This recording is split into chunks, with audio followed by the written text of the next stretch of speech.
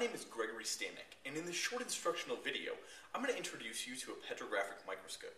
Together, we'll discover how it differs from a traditional microscope used in other sciences such as biology.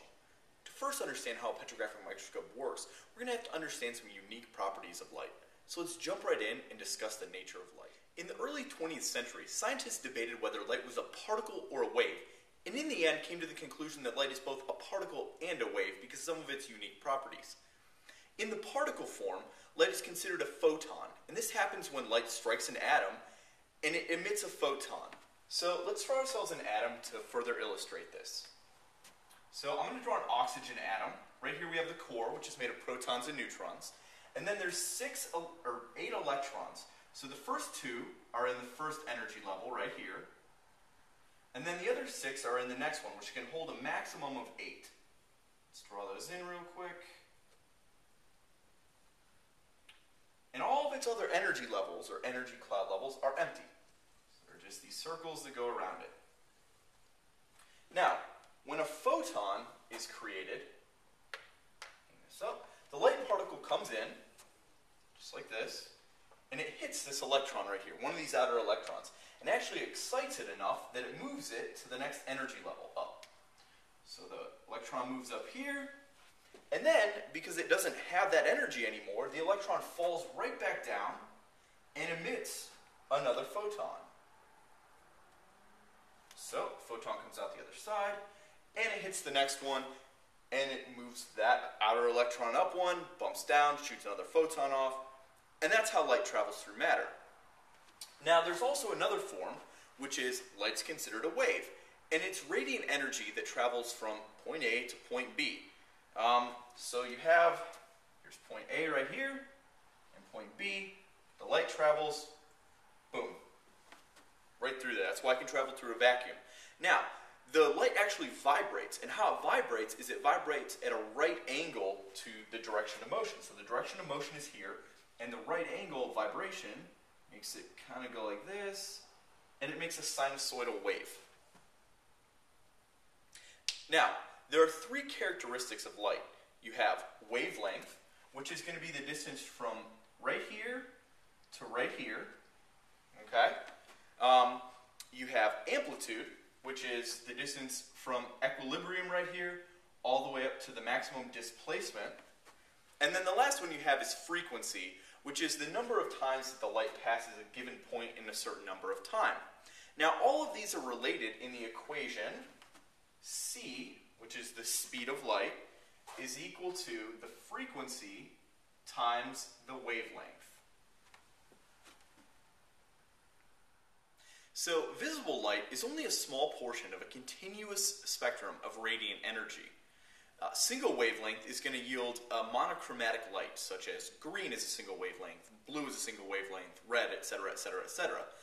Black is a complete absence of any wavelength or any light, whereas white includes all wavelengths of the visible spectrum. Now, using a petrographic microscope, we're really more interested in the wave theory of light. And so what I'm going to do here is I'm going to demonstrate what happens when light actually collides from a less dense material into a more dense material. So say when light goes from air, which is less dense, into quartz or glass, which is more dense. So here's our quartz, or let's say our glass right here. Okay? And we're going to have our light beam, which is going to come down, and it's going to strike the glass right like that. And so let's draw ourselves really quickly a chart here so we can measure some angles. Okay, so I just inserted like a little graph here, and this angle right here is actually related to what happens when the light comes in here. It'll come out at a different angle, and we can use an equation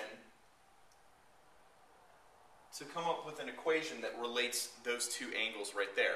And what this is Snell's law. And Snell's law states that the angle of A over the angle of B is equal to the speed of A over the speed of B, which is equal to the wavelength of A over the wavelength of B.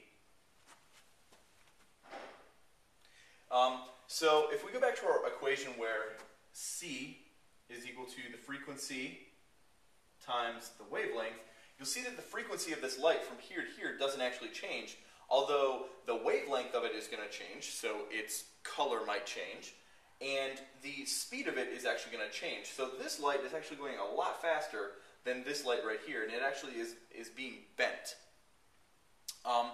And what happens is you'll notice that this angle is actually larger than this one.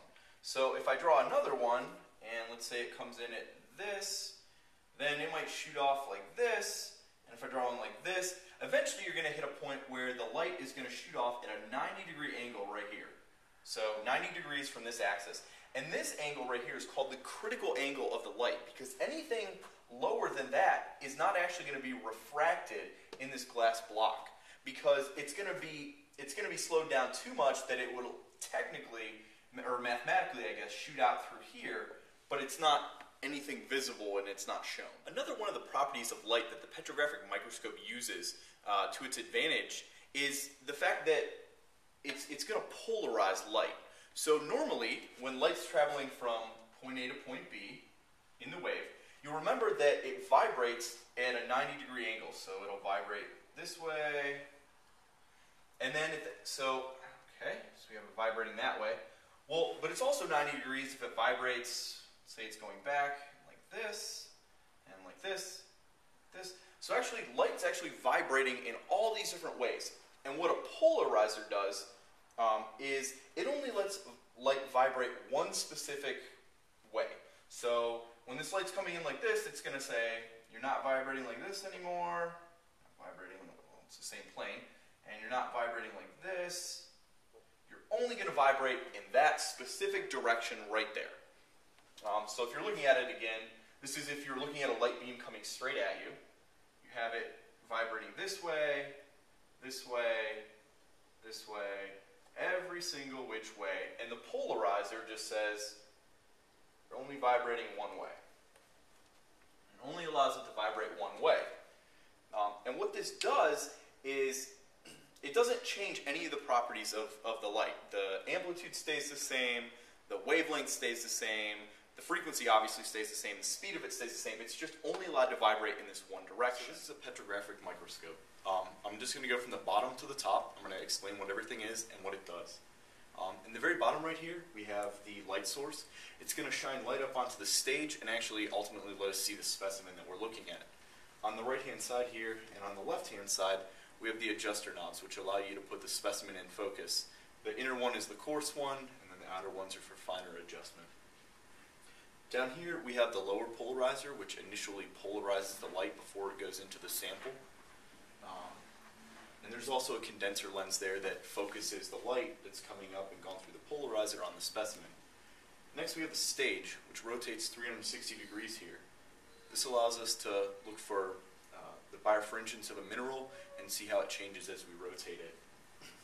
Up here, we have the objectives. There's a 4x, a 10x, and a 20x objective. It's important when you're choosing your objective to move it up by the circle right here and not by the individual objectives. Right here's the Bertrand lens. It's actually inside, and it's just another lens that helps condense all the light. And then right here we have our polarizer. This one, the upper polar is on, and when you pull it out, it's off. You can also rotate the polar right here instead of rotating the stage. Just makes it a little bit easier. And then up here we have our ocular lenses. They have a 10x magnification. So to find the total magnification, you're going to multiply the lower magnification by the upper magnification, and they can be adjusted for your eyes right there, the width. At the very top right here, if it's plugged into a computer, is actually a video camera. You can take pictures or video of whatever you're looking at. So in a nutshell, this is the Petrographic Microscope. So how does the Petrographic Microscope allow us to identify minerals in thin sections? Well, it uses these properties of light that I discussed earlier. The lower polarizer is going to allow the light to only vibrate in one direction, say it's this direction. As the light travels through the mineral, it's going to be scattered again in every direction, and then the upper polarizer is going to say, you can only go in this direction again. And what that does is when we rotate it, we're rotating which direction it's allowed to vibrate in, so we can actually tell the varying densities of the different things Because remember, when something moves from a less dense material, such as air, to a more dense, it's going to be refracted and change its wavelength, which is going to change the color. So when we do that, when we're spinning it, if it changes a lot of colors, we're going to say that it has a high birefringence. If it doesn't change a lot, it has a low birefringence.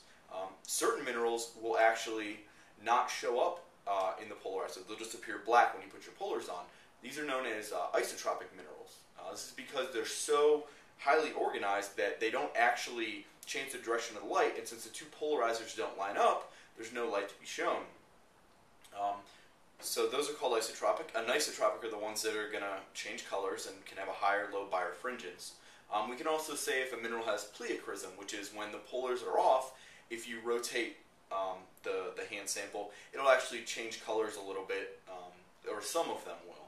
So these are some of the ways that we can take advantage of the petrographic microscope to analyze minerals and name them in their thin sections.